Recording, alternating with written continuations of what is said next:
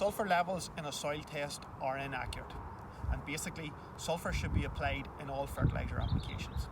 Nitrogen, sulphur and protein go hand in hand, and this is especially telling when I look at silage sulphur levels. Low silage protein always points to low levels of sulphur. I advise my growers to aim for 15% crude protein in silage, as often anything higher can be related to excess nitrogen and therefore a false protein reading. In terms of phosphate, especially chemical bagged fertiliser forms, caution should be exercised with soil index levels and only applied when they are below 2. Or if you can prove that the crop that you're planning to grow requires higher levels to produce yield expectations. This can be calculated using standard crop removal figures found in RB209. Potassium is a nutrient which I tend to focus a lot on, especially when it comes to grass silage yields. It is known as the quality nutrient, and when in short supply, grains and forages lack feed value, particularly in weight and starch content. Potassium is responsible for the regulation of water around a plant, both with uptake through the roots and its loss through the stomata. This can be particularly important in drought years.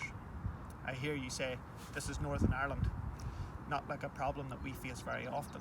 However, in second cut silages, which shoot to head quite quickly, and in areas of the province on light soils, this can be important.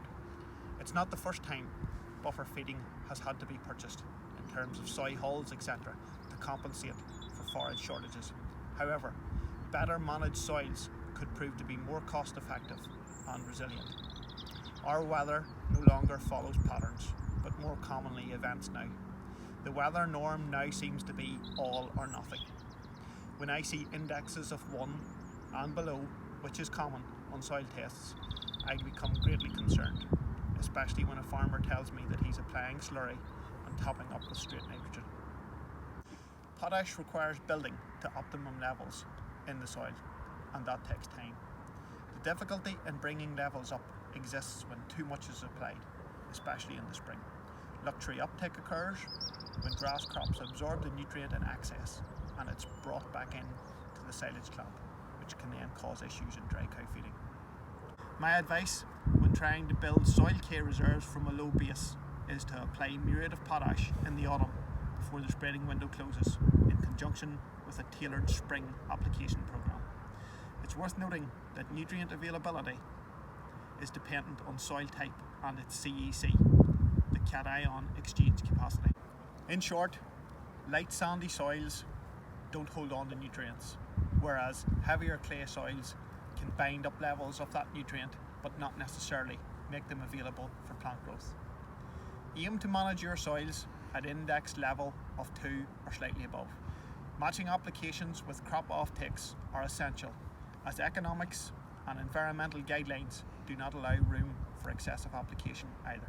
I can guarantee that in the majority of cases, when you lift a soil analysis report based on the grassland close to your farmyard, it will have high levels of magnesium, which often comes from the magnesium in the mineral pack of animal feeds.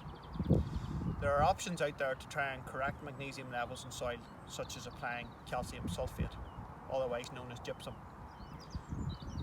This is known as a soil flocculant.